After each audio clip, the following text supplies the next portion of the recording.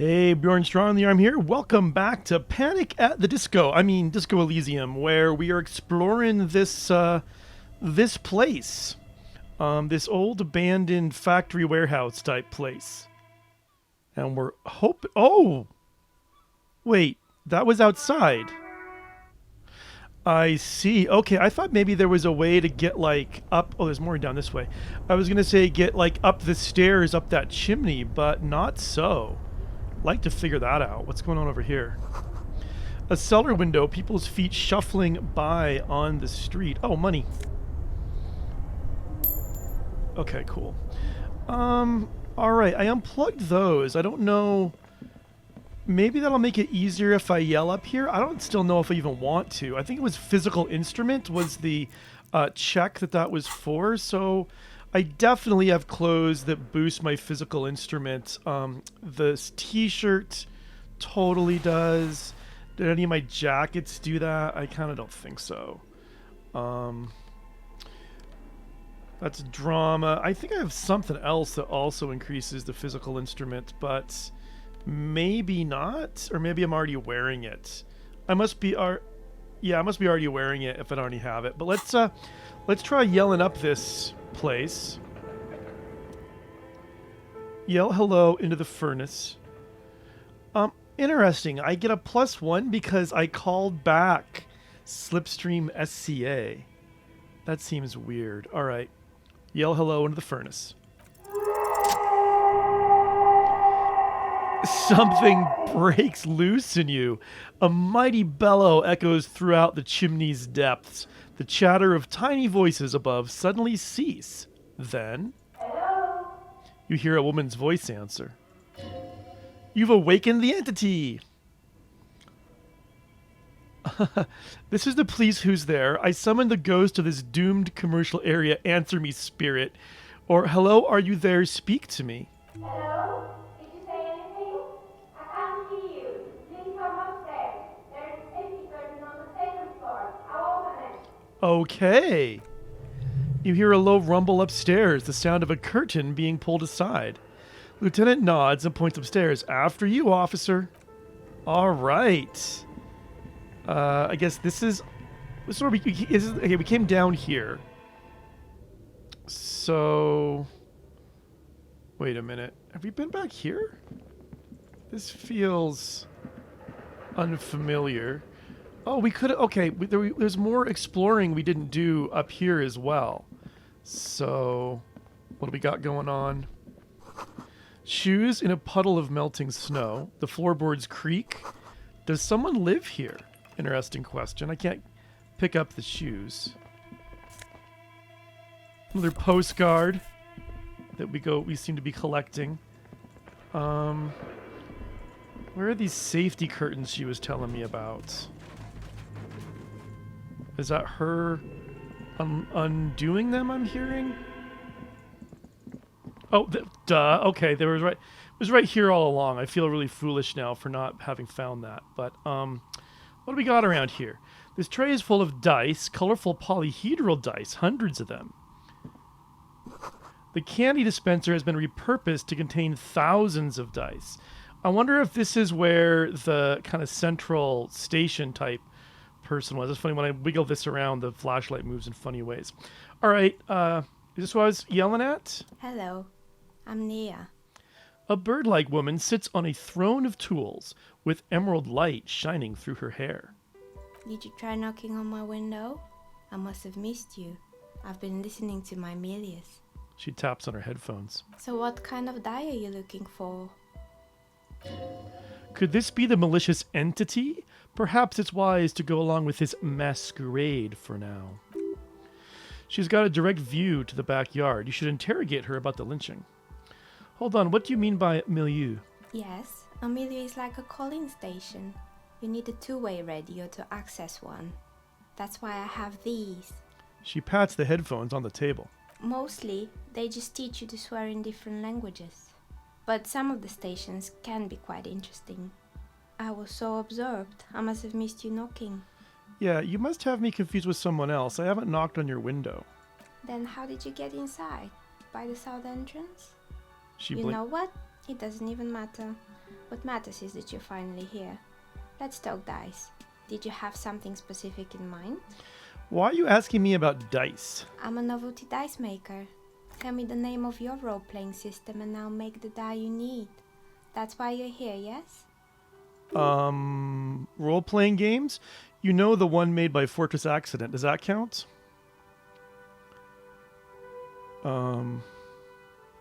Sure, I like role-playing games, and I need some dice. Very good.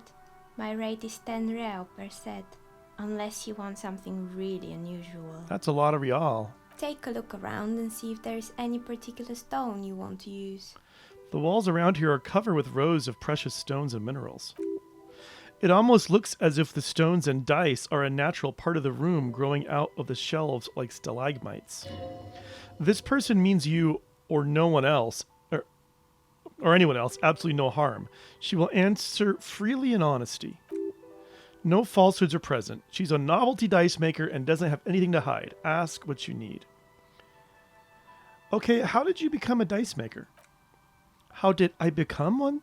It was a business decision. I was a regular jeweler at first, but that's an unfocused field with too much competition. Some of my friends were role players. They asked me to make some polyhedral dice out of cobalt. That was my first order. I grew it from there. Do you like role-playing games yourself? Not especially. I like working with rare materials and a steady pay. And role players as customers, they're nice people. Ah, that warms my heart. Some of those nice people have big bucks to spend on novelty items. Very true. She's thankful for the security they provide her. What do you know about the man who was lynched behind the whirling in rags? Nothing really. I didn't know him. Who cares for the dead body? You might be dealing with a malignant entity or shut up, Inland Empire. You're crazy. The lieutenant looks at his notebook, then the woman under the large window. Your window looks directly onto the courtyard. You were saying you didn't see or hear anything unusual last Sunday evening. I'm sorry, detective, but as you know, I usually have my headphones on when I'm working. It shuts out most of the daily ruckus behind my window. What do you mean by the daily ruckus? Well, there's always something going on in de Whirling's backyard.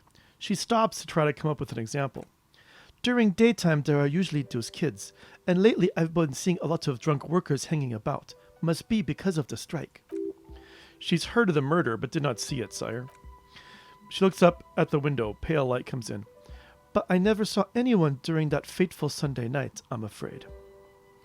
And you never took your eyes off the work to look out of the window. I might have, she admits, but in this case all I could have seen would be my own reflection staring back from the darkness. It's light here, but dark in the yard at night. It's really hard to make anything out in the yard when it's dark outside. Besides, I rarely get up to look out the window when I'm in the zone. Do you often work Sunday nights? It's an odd profession, making dice for people, but I like it, and I prefer doing this to sitting at home. I see. Thank you for your answers. She nods. Anything else? Anything else, officer? Hey, where are we anyway? What is this place? Look around in the room. We're inside the chimney of an old central furnace. It's strange, I know. She looks at the ruddy bricks that make up the walls. Even though they've been repainted, there are still signs of coal-black soot here and there. But when I arrived here, all the other rooms were taken, so I had to build myself a makeshift home. Besides, I don't really have to pay any rent here, so that's a plus. Plaisance was right. There's an entity living in the chimney. You should ask her about the curse. Creative. The lieutenant looks around the spacious room, its ceiling fading into shadows above. I've heard this place is cursed. Do you know that people call it the doomed commercial area? I've heard the stories. She nods as the wind howls in from the furnace shaft above. But I don't think those stories are true. Wait, how do you explain what happened to those companies then? It's just capitalism, she shrugs. We only hear about tales of success, so it's often surprising to realize how many ventures actually fail. Plaisance is the one who sent me. She's convinced the place is swarming with malicious energies. Plaisance, the bookshop lady? She raises her brow. I've heard that her business is doing rather well. Have the energies spared her somehow? I don't know why the bookstore hasn't gone bankrupt yet. That's what I'm here to investigate. Let's try that. All right, but it's not just the bookstore that's still up and running. What about the Whirling in Rags? Some people say it's part of the building complex.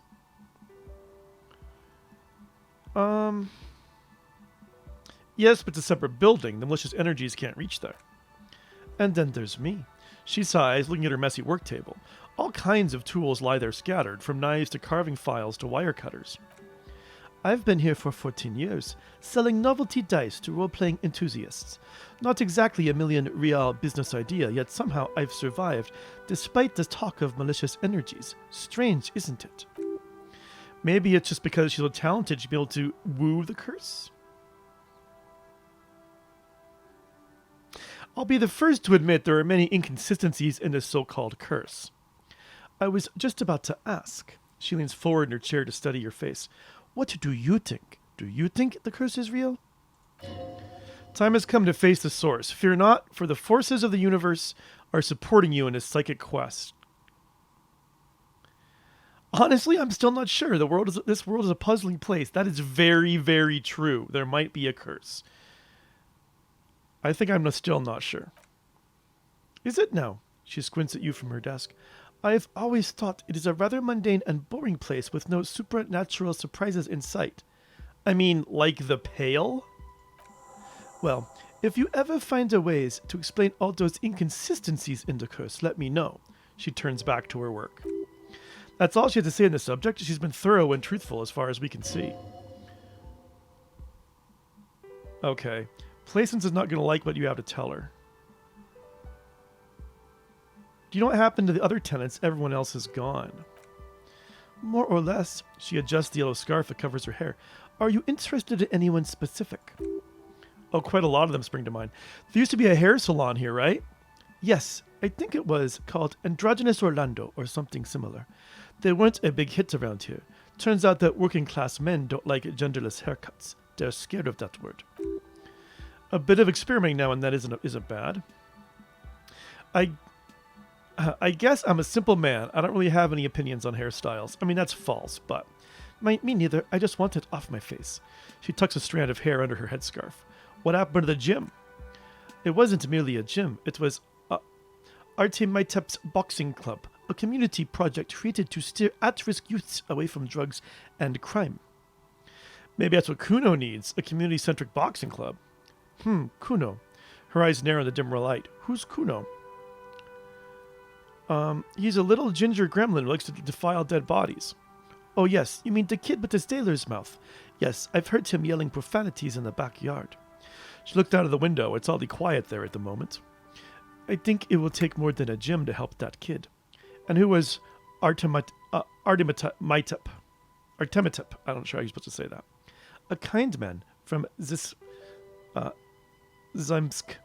I heard he had some trouble with the law when he was younger, and that's why he wanted to start a gym, as his way of giving back. How did that community project work out? It didn't. If anything, it made the youth situation in Martinez even worse. At some point, someone started a rumor that the punching bag downstairs was full of amphetamines. It's not really full of that. No one was sold the drugs like that. Eventually, the coalition took away the funding and the club went bankrupt. This was a few years ago. It's gotten much more peaceful around the plaza ever since.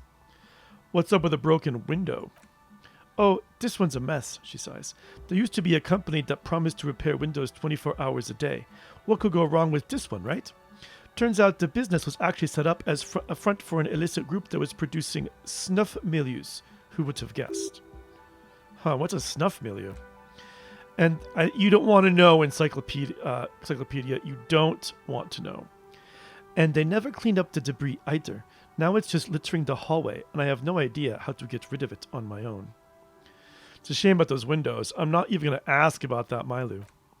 Yeah, don't. She looks down, then up again. Did someone here make stuffed animals? I saw mounts lying around. You mean Mr. Fabron, the taxidermist? No, he mostly just did drugs. Anything else? I found creepy mannequins. There used to be a fashion atelier here, but I have forgotten the head designer's name. They were doing well for a couple of years, until the insect rights activists came. Insect rights activists? What in the name of... The atelier produced a certain collection that used chitin among the materials. Apparently chitin is made in the Occident, where it's extracted from beetle wings. And you know how all kinds of political movements are big in the Occident. The activists shut down the biggest chitin suppliers, which of course caused the price to skyrocket. And naturally, all the most fashionable tastemakers refused to be seen in chitin from then on. The atelier went bankrupt before they could finish the collection. But insects don't have any brains or feelings. Actually, insects do have brains, she corrects you. But yes, I understand what you're saying. I think the protesters took it a little too far. As she shifts around, you notice several dead flies on the windowsill in front of her. Legs up, they're not moving. Anything else? What's with the rotor blades and skis? They were made by a company called Slipstream. After they pivoted from making rotor blades to skis, their chief executive took off on a vacation with all their money. She rests her chin on her hand with an impish smile. Honestly, I think it's quite funny. I think he's still sending out holiday transmissions from Tuala or Tiomoturi or Kashkor or wherever he is. Interesting. What do these transmissions say? The usual, I imagine, that he's been thinking up all kinds of new business plans and can't wait to get started on them just as soon as he returns. Her smile widens before she sees the lieutenant's face behind you. Men like that are a curse, the man is stern. Sure, but Slipstream is history now. All the remaining assets got seized by the bailiffs in 47. I have no idea why those skis and blades are still lying around the house. Not much use now, I guess. They were just props, so I returned to them. Maybe you can make a sword out of one. No, wait, forget it. It'd take too long. I found a strange machine. Fortress Accident, the radio game studio. She closes her eyes as some remnant of a memory lights up her face. She liked them. They were an interesting bunch. We talked about role-playing systems every now and then. Once I even saw two of them get into fisticuffs over Rural. They certainly took their work very seriously, even if they seemed to be chronically liberal with their schedules. What do you mean liberal? What happened?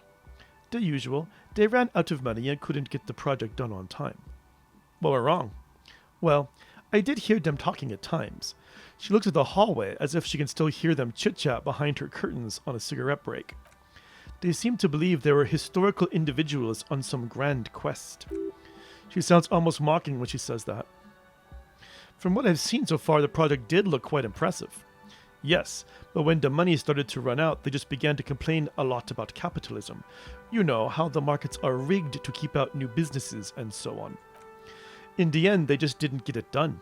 They didn't have enough willpower to produce something truly historic, and to show up to work on time. That's too bad. I would have supported them. The project looked great. Not the wisest decision. You would have lost all your savings. She tosses a pair of dice on the table. One of them stops near the edge of the metallic disc. The result is a 1 on a 20-sided die. The die is black and filled with little silvery flakes like snowfall. Anything else?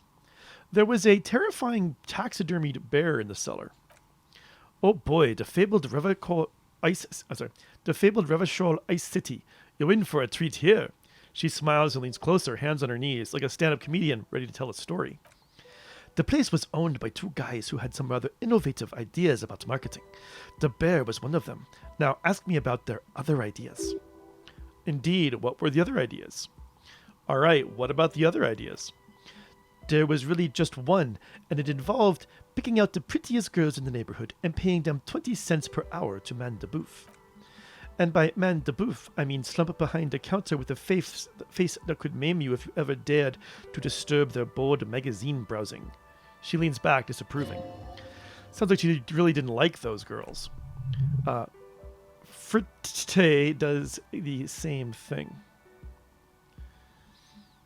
I know a girl is like that. She works in Fritte as a cashier, and she's not particularly friendly. Employing sulky teenage girls is a widespread practice, yes. Unfortunately, they always come in packs. I'm talking about acne-ridden girlfriends and gorilla-like boyfriends loitering near the shop. At least that's what happened with Revachol Ice City. And they already had the bear. She closes her eyes as if remembering something painful. What about the bear? The bear, she repeats, pressing thumbs into her temples, like she's trying to suppress a headache. It didn't work out? Of course not. The bear was terrifying. No one wants ice cream guarded by a hostile apex predator. To make matters worse, the fridge didn't work too well either, and half the ice cream came out malformed and partially melted. Eventually, Revachol Ice City lost a price war to its rival, Glacé 5000. Glacé 5000 sold caramel sundaes for only 5 cents apiece, out of regular fridges. I killed the bear. You unplugged it. You did what? She rolls her swivel chair an inch closer to you, unsure whether she heard you right. I unplugged the fridge to help Revachol Ice City cut their losses. Of course they left it plugged in. Even in death, the bear is costing them money. The taxidermist who made it said it was his vision beast. He said he met his vision beast when high on desiccants. He called it Megatherion. Sounds cool. Why is everyone doing drugs in this place? Even the taxidermist. Easy, and I failed. Megatherion? Megatherion, nods at Dicemaker. A mega wild beast. What's a mega wild beast? It's an imaginary beast that guides you through life. By telling you to do more drugs, mostly. I do drugs? I got a vision beast myself. Do you? The Dicemaker raises an eyebrow. Well, good luck keeping it under control. Anyway, now you know the story of the fallen ice cream empire. She seems almost sad finishing the story. Some dust beams swirl in the morning light. Her eyes follow it idly. Little sparkling embers under the window. Anything else? Another failed business, perhaps? I've been here for a long time. I found the building's intercom, but it's not working. Oh, right. She rubs her forehead. Her scarf has left a faint line on her dusky skin. I hope you didn't try to ring me. I think none of those doorbells work, including mine. I'm still in the middle of connecting the wires. Sorry about the confusion. The doorbell with the empty name card must belong to her then. So you're telling me the doorbell with the empty name card was yours? That's right. I haven't even written my name there. As I said, it's quite useless right now. It doesn't work yet.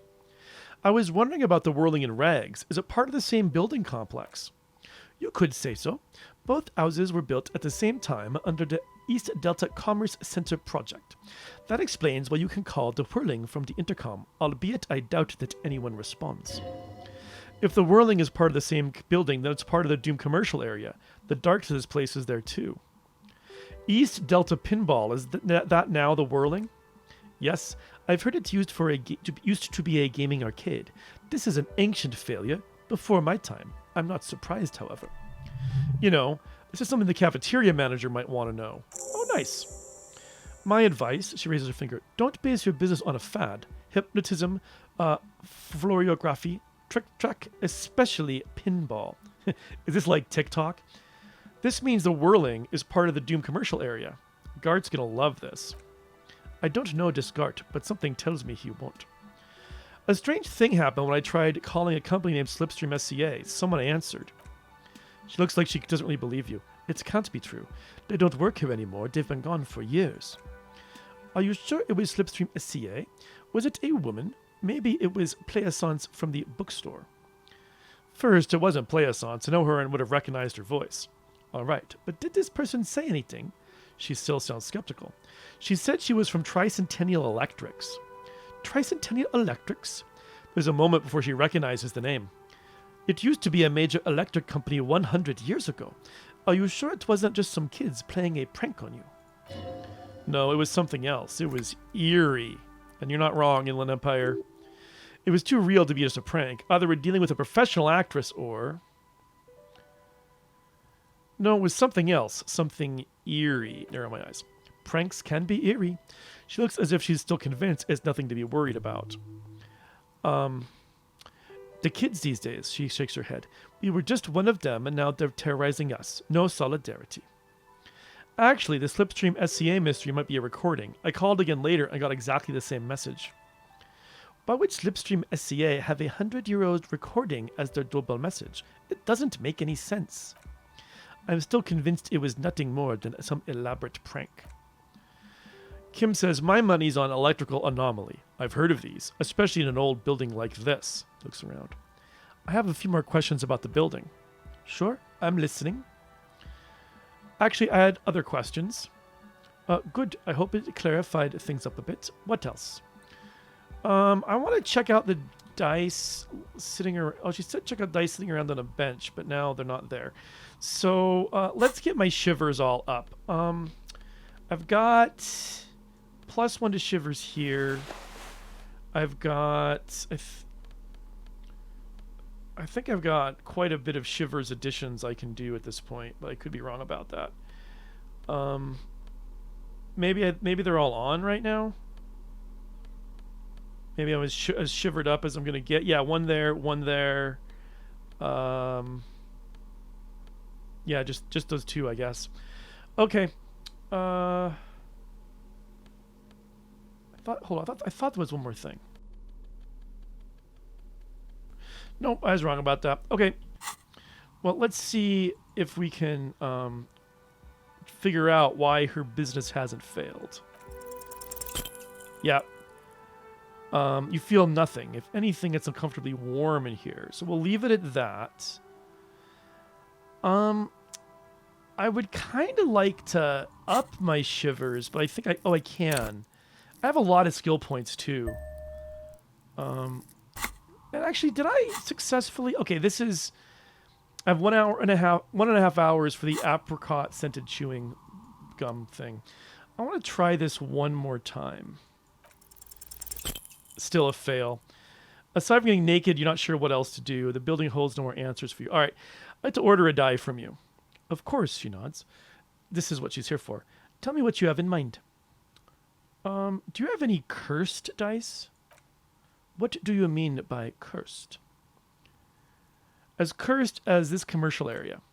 All right, how about I surprise you? Come back in 8 hours with 7 real, and I'll give you your cursed die. It's a deal. I don't know what I just did, but we'll figure it out. Great. See you in 8 hours then. He takes a small notebook from her table and writes something down. Was there anything else? I don't think so. We're going to leave it at that. But since I have got my shivers up, and I spent a little bit of time looking around for this, so I have a few more minutes. I think what I'm going to do... Well, there's 2 things I need to do. While we're in this area of town still. Actually, 3 things. I am going to try this. Hold on. Let me switch up my clothes a bit. Never mind. Nothing else is going to give me any more physical ability. I'm going to save the game real quick. Because if I die trying to lift this thing up, I want to... if I die trying to lift it up, then I want to be able to reload right away. I failed.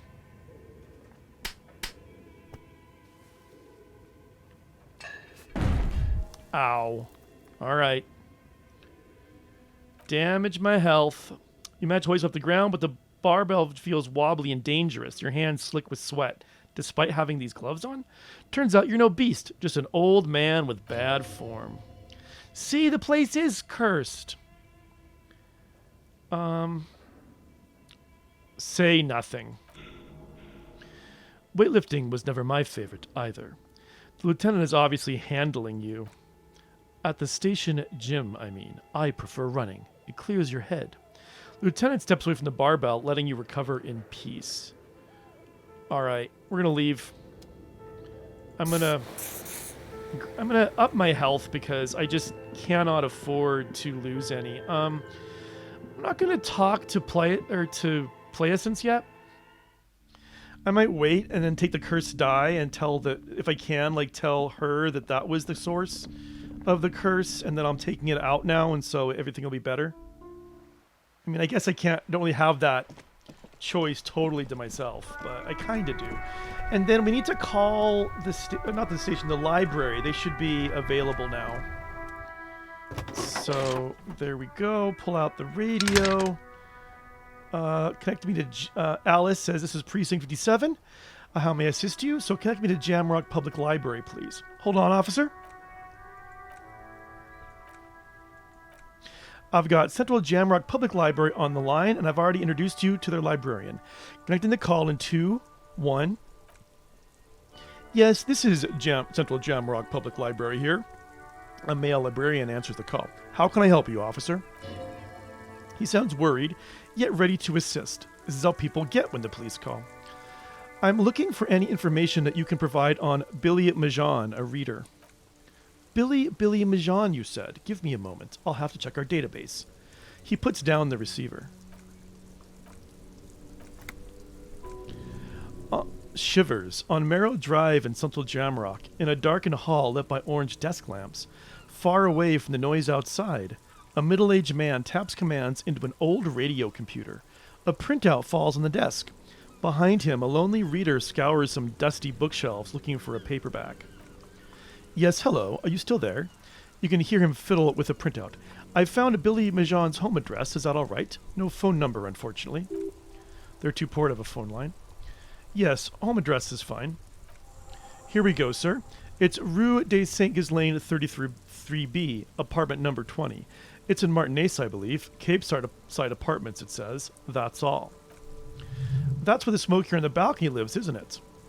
Do you have any other information on Billy Majan? It says here that they returned their last book just a few days ago, but I wasn't at work that day. Do you know someone who was? Marie?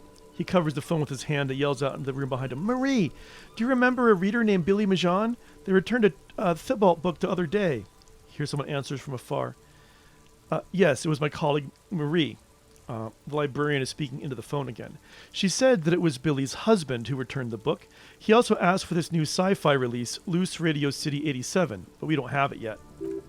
Good, you have a name now. So Billy Majan is a woman, not a man? How'd your colleague know it was her husband? Marie knows Billy. She's been working here longer than me. Sometimes her husband returns some books for her. And then goes for a little drink later on the lookout. Do you know the husband's name? Sorry, no. Marie only knows him by sight. Can Marie describe to me how the husband looked? Marie, a moment passes. She said it was an older man, and that she's pretty sure he had a drink or two the last time she saw him. What was he wearing? 1 second. Librarian turns away from the phone again and relays the question. Sorry, Marie wasn't really paying any attention to that. Thank you, it's all for me. I have no other questions. Happy we could help. Goodbye, officer.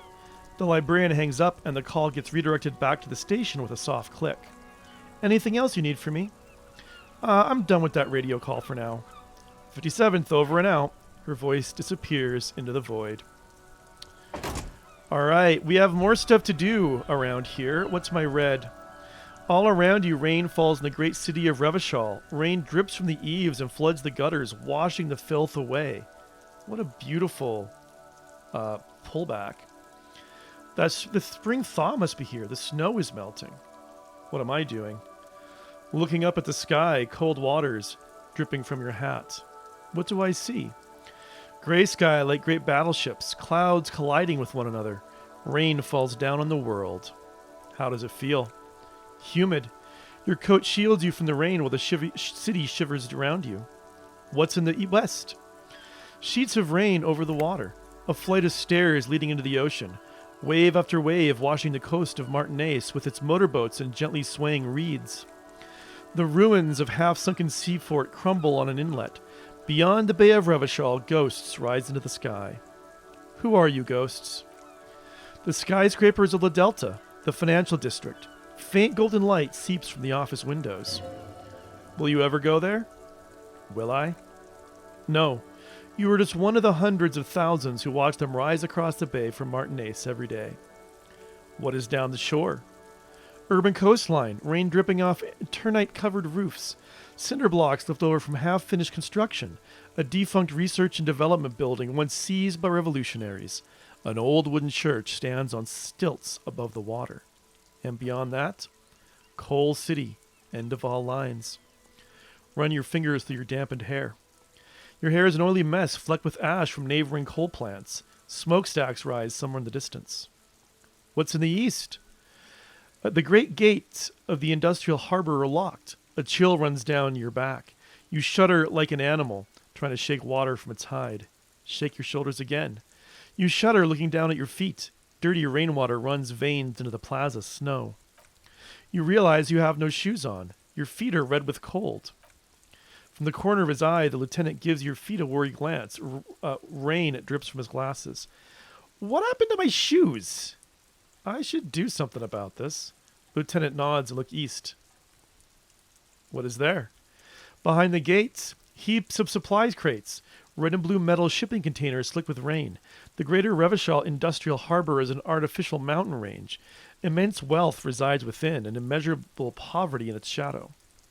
And beyond that, La Dressenne, King's Driss passenger harbor, cruise ships flanked by dock arms, cranes watching over the mouth of the river distributary.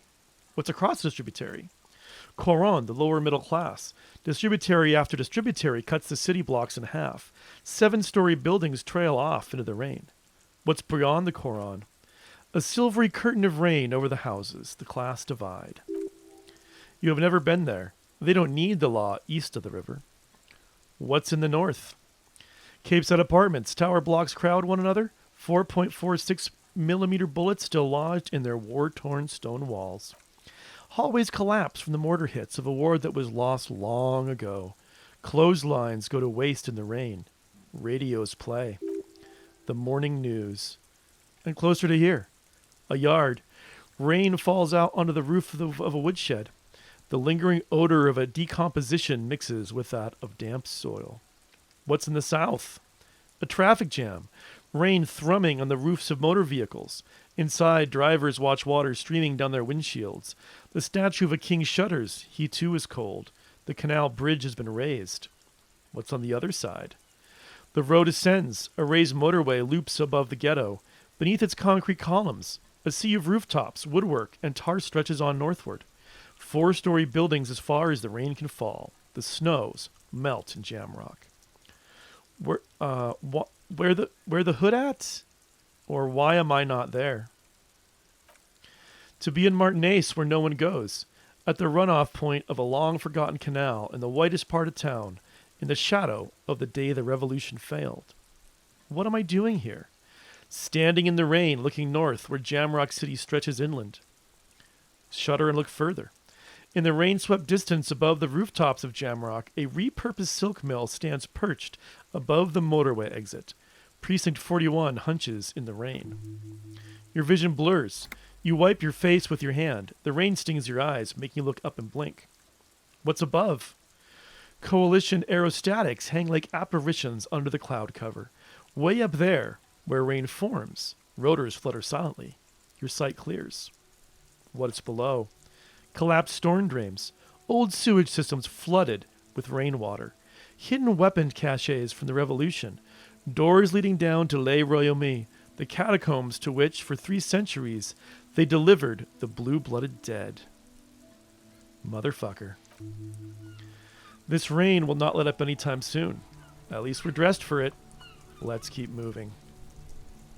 Let's keep moving, Kim. Let's keep moving indeed. But we'll keep moving tomorrow.